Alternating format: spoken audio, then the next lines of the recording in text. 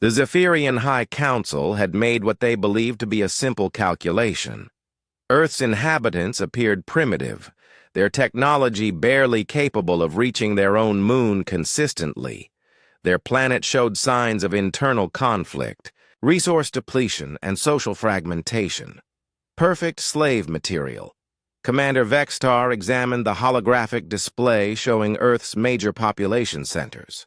"These creatures should be easily subdued," he announced to his fleet commanders. "Our intelligence indicates they fight amongst themselves constantly. They lack unity, advanced weaponry, and any significant spacefaring capability. The invasion fleet consisted of 50 motherships, each carrying 10,000 Zephyrian soldiers equipped with energy weapons, personal shields, and centuries of conquest experience. They had enslaved 43 species across the galaxy. Humans would be number 44. The first wave struck major cities simultaneously. New York, London, Tokyo, Mumbai, Sao Paulo all saw the characteristic blue energy domes of Zephyrian suppression fields descend from the sky. The aliens expected panic, surrender, and quick capitulation. Instead, they got Captain Sarah Martinez. Martinez had been having coffee in a Manhattan diner when the dome fell. She watched through the window as energy beams vaporized vehicles and Zephyrian troops began hurting civilians.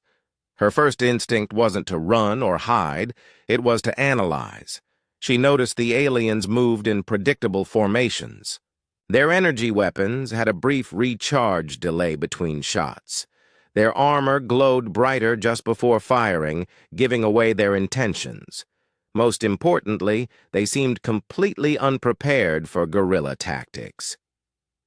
Within 6 hours, Martinez had organized a resistance cell using nothing but kitchen knives, baseball bats, and stolen Zephyrian equipment. She discovered that while the aliens were technologically superior, they had never faced an enemy that adapted this quickly. Across the globe, similar stories unfolded. In London, a group of football hooligans led by ex-SAS operative James Wilson turned subway tunnels into death traps using improvised explosives and stolen alien weapons. In Tokyo, a teenager named Kenji Nakamura hacked into the Zephyrian communication network using nothing but a modified gaming computer and sheer determination. The real shock came when the Zephyrians attempted to extract their first batch of slaves from Sao Paulo. They had expected broken, submissive creatures. Instead, they found themselves facing Colonel Maria Santos, who had spent 3 days studying captured alien equipment and developing countermeasures. "You want to know what makes humans dangerous?" Santos asked the Zephyrian squad leader she had captured. "We don't just adapt, we weaponize our environment." She gestured to the urban battlefield around them. Every piece of debris, every abandoned vehicle, every broken building had been turned into a component of an elaborate trap system. The Zephyrians had advanced technology, but humans had something they didn't: the desperate creativity of a species that had spent millennia killing each other with whatever was available. The tide began to turn in week 2.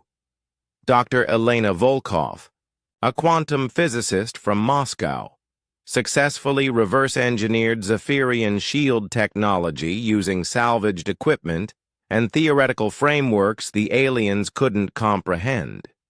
Humans, it turned out, approached problems from angles that more logical species never considered. Commander Vextar watched his casualty reports with growing alarm. In 43 previous conquests, his losses had never exceeded 2%. Against humans, he had lost 30% of his forces and hadn't successfully enslaved a single individual.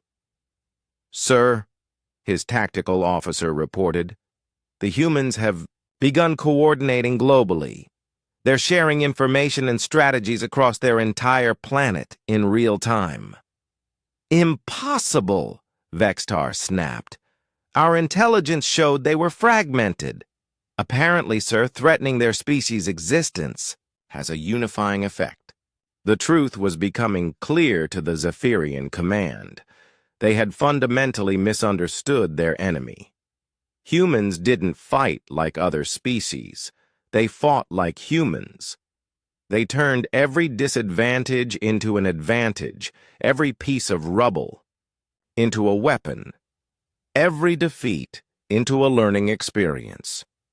By month 3, the situation had become catastrophic for the invaders. Human resistance fighters were using captured Zephyrian technology better than the Zephyrians themselves. They had figured out how to overload energy weapons to create more powerful explosives, how to hack alien communication systems, and how to turn their own infrastructure into massive weapons. The final blow came when a joint team led by Martinez, Wilson, Santos, and Dr. Volkov successfully captured and retrofitted a Zephyrian mothership.